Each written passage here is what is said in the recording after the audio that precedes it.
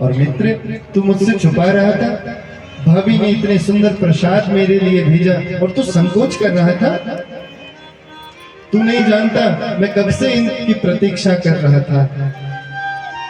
जो स्वाद मुझे मैया यशोदा के माखन को खाने में आता था ना, वही स्वाद मुझे भाभी के द्वारा भेजे गए चावलों से आया।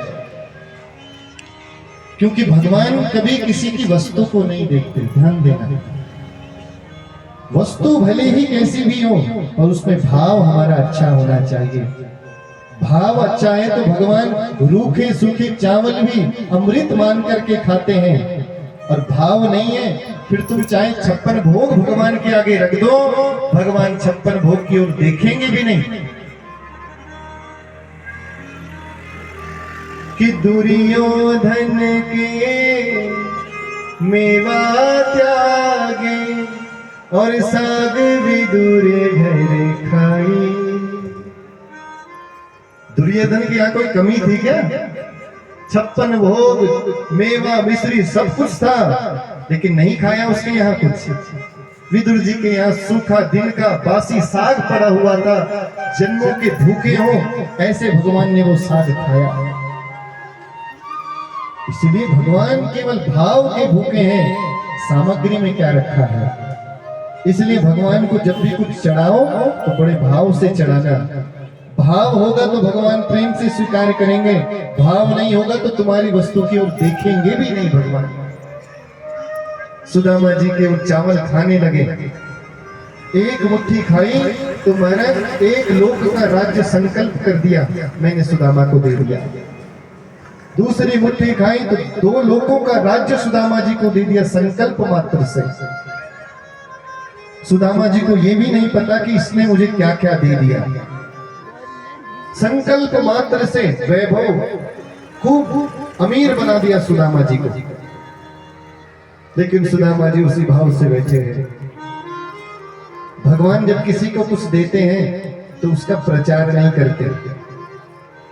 दुनिया वाला जब हमें कुछ देता है ना, खूब प्रचार करेगा, मैंने तो उस व्यक्ति को ये दिया, तब जाकर के वो कुछ बना है।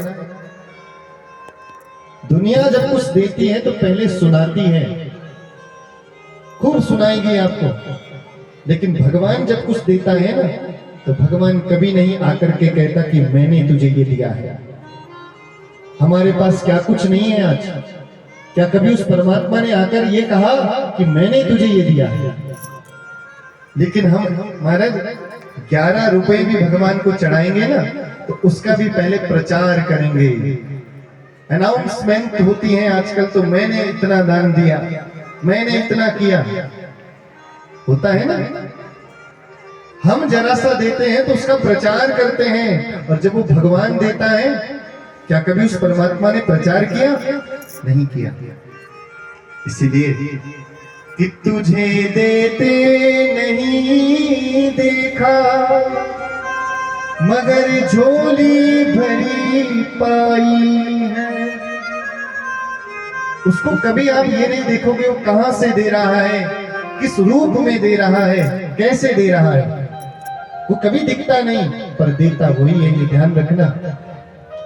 तुझे देते नहीं देखा, मगर झोली भरी पाई है। आज क्या कुछ नहीं है हमारे पास, सब उसी ने तो दिया है, पर कभी हमने माना कि ये हमें उसने दिया है? हमें लगता है ये तो मैंने अपनी मेहनत से कमाया, मैंने मेहनत की, मैंने पुरुषार्थ किया, तब जाकर के मैं ऐसा हुआ। लेकिन कभी कोई भगवान का धन्यवाद नहीं करता। प्रभु मुझे तूने योग्यता दी, फिर मुझे योग्य बनाया, उसके बाद जितना भी कुछ है सब तूने दिया है। क्या प्रेम से बैठकर कभी हमने उसका धन्यवाद किया? नहीं किया। प्रिय बंधुओं, सुदामा जी को भगवान ने संकल्प मात्र से लोगों का राज्य दे दिया, पर सुदामा से ये भी नहीं कहा मित्र मैंने तुझे ऐसा ऐसा दिया है, घर जाकर के तुझे ये मिल जाएगा, कुछ नहीं कहा। सुदामा जी ने भी प्रेम से 1-2 दिन वहां बिताए। रुक्मिणी जी ने भगवान के हाथ से वो पोटली ली और एक एक दाना पूरे घर में बांटा। 2-3 दिन हुए, सुदामा जी ने कहा भैया मित्र कन्हैया इतने दिन हो गए, अब मुझे अपने घर जाना चाहिए। तेरी भाभी सब मेरे घर में प्रतीक्षा कर रहे होंगे, इसलिए अब मुझे आज्ञा दो। आज्ञा दी। भगवान ने सुदामा से कुछ नहीं कहा। तू जाना चाहता है, ठीक है चला जा। सुदामा जी महाराज चले और महाराज कुछ ही समय में अपने घर पहुंच गए। जहां उनका कुटिया हुआ करती थी वहां पहुंच गए। लेकिन सुदामा जी ने क्या देखा, जहां पहले कुटिया थी वहां बड़े बड़े महल बने हुए हैं। सुदामा जी को लगा ये मैं कहां आ गया भाई, जब मैं गया तो यहाँ पर तो केवल कुटिया थी, अब ये महल कहां से आ गया। महल के चारों ओर घूमने लगे, क्या मैं कहीं गलत जगह तो नहीं आ गया। चारों तरफ घूमे, बड़े बड़े महल दिख रहे हैं। खिड़की में श्री सुशीला जी खड़ी थी।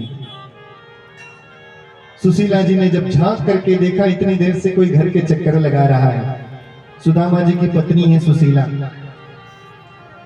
महल से देखा कोई घर के चक्कर लगा रहा है, और जब देखा गौर से तो पहचान गई, अरे ये तो मेरे स्वामी हैं। स्वामी आ गए तो अपने जितने घर में, अब तो सुशीला जी अमीर हो चुकी थी, चमचमाती हुई सोने जैसी साड़ी पहनी। ये वही सुशीला है जिसने अपनी साड़ी का पल्लू फाड़ करके द्वारिकाधीश के लिए चावल भेजे। रातों रात भगवान ने ऐसा कमाल कर दिया कि सुशीला के पास अब किसी चीज की कमी नहीं है। सुंदर सी चमचमाती साड़ी पहनी, सोने का दिया, सोने की थाली सजाई और चल पड़ी पति के स्वागत करने दरवाजे पर। और भी सेवक सेविकाएं साथ में पीछे पीछे जा रही हैं। अब सुदामा जी ने देखा, लगता है महल की कोई रानी राजकुमारी चली आ रही है, तो बीच दरवाजे में खड़े थे, थोड़ा किनारे हो गए, नहीं पहचान पाए कि मेरी ही पत्नी आ रही है। जैसे ही सुशीला जी आरती की थाली लेकर सामने पहुंची और कहा, स्वामी मेरा प्रणाम स्वीकार करो।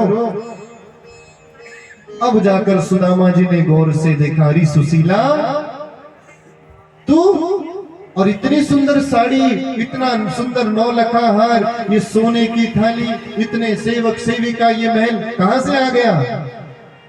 सुशीला जी कहती है, स्वामी जिस द्वारिकाधीश के पास आप गए थे ना, टूटे फूटे चावल मैंने दिए, लेकिन मेरे स्वामी ने देखिए रातों रात एक रूप से तो वो आपके पास थे, लेकिन दूसरे रूप में यहाँ आकर के सारी व्यवस्था करके चले गए हमारी। सुदामा जी के नेत्रों से आंसू बह गए। कैसा करुणार्ध है मेरा मित्र। मैं उसके पास खड़ा रहा, इतने दिन उसके पास रहा, लेकिन उसने एक बार भी ये नहीं बताया कि मैंने तेरे लिए सारी व्यवस्था कर दी। रोने लगे और रोते रोते अब संकल्प कर लिया, उसने मेरे लिए इतना कुछ किया है, लेकिन मैं इसका भोग नहीं करूंगा। मैं जैसा पहले था मैं वैसे ही रहूंगा। ये मेरी सारी संपत्ति मैं समाज के कल्याण के लिए लगाऊंगा। सुदामा जी ने कभी भी उसका दुरुपयोग नहीं किया। संत ब्राह्मण समाज की सेवा में सारा धन लगाया। बोलिए सुदामा जी महाराज की जय। भक्तों के लिए